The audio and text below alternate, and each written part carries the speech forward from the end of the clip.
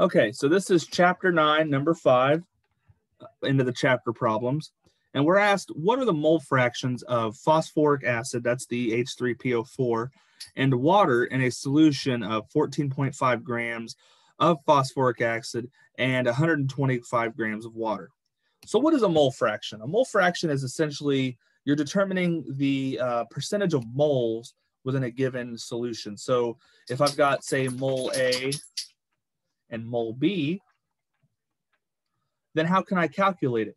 Well, if I sum up these two, we'll just call mole A plus mole B mole C. And what we can say here is if I want to find the calculation, the percentage, like, mole fraction of mole A, all I would need to do is take mole A and divide it by mole C. Now remember, mole C is the sum of mole A and mole B. And then the same way, if I want to do it for mole B, I just do the same concept, except I get rid of the A on the numerator. So this right here tells us the mole fraction of both A and B. And one thing you'll note when you find this out is when you sum these two values up together, these two fractions, you're going to get 1, basically. So you're going to get a value of 1, which means like 100% of the total mole fraction is used in these two. So we can find that using this ideology, using the given parameters that we have. So now let's go back to our problem here. So of course we need to do this with moles. I don't have anything in moles yet. I've got everything in grams. If you see this, I've got 14.5 grams of phosphoric acid, 125 grams of water. Clearly, I'm going to need to convert this to moles first. So how do I convert grams to moles? Well, we need to know molar mass. So let's look at phosphoric acid first. If we define molar mass of phosphoric acid, what we're going to get here is, you notice we've got 3 hydrogens, 1 phosphorus, and 4 oxygens. So if we calculate molar mass here, so this is the molar mass of 1 hydrogen atom, and I'm multiplying it by 3 because I've got 3 of them. Then I'm going to add 1 phosphorus atom, and that's going to be 30.97. And then I'm going to add 4 oxygens with a molar mass of 16. The atomic weight is 16 grams per mole each. So now I've got this calculation. Whenever I multiply all this together and add it all together, I'm going to get a molar mass of 97.994 grams per mole.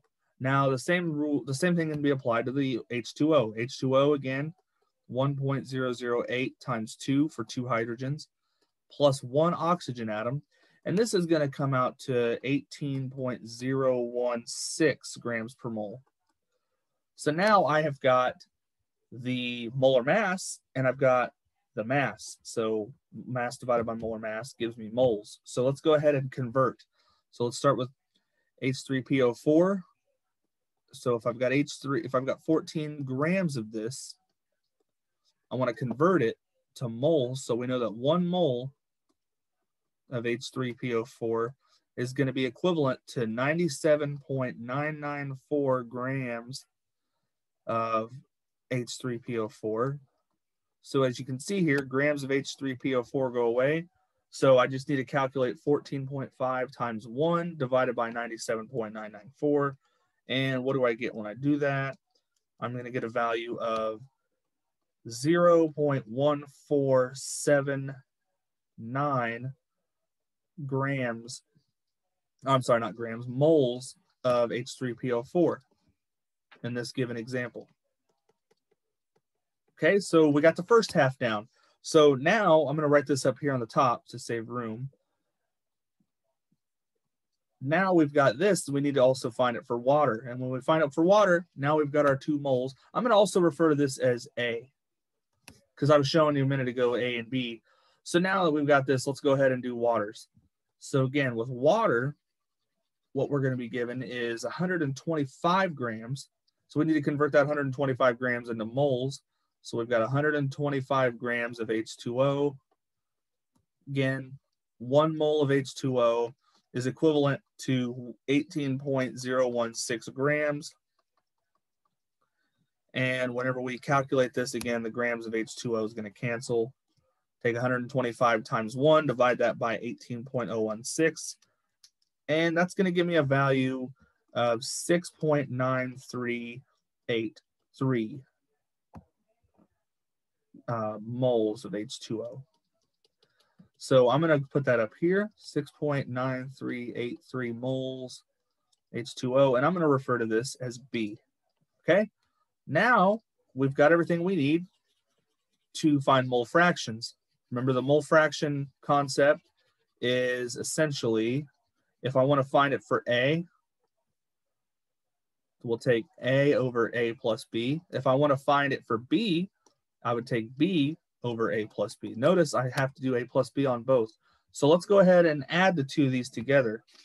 If I add this value with this value, what I'm going to get is, so A plus B is essentially going to equal, these are moles, by the way, mole A plus mole B.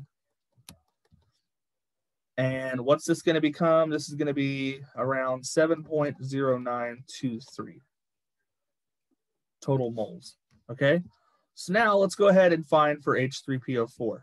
So for H3PO4, let's find its mole fraction. So we're going to get A here. We found that to be 1.4 or 0.1479. And we're going to divide that by the summation that we found. And what do we get when we put these together? That's going to be roughly 0.0208. And if I wanted to multiply this by 100, that's going to give it to me in percentage. So when I multiply this by 100, let's see, that's going to give me 2.08%. So mole fraction, here's the mole fraction, here it is in percentage. Okay, now let's do the same for water. So for water, we found that it was 6.9383 moles.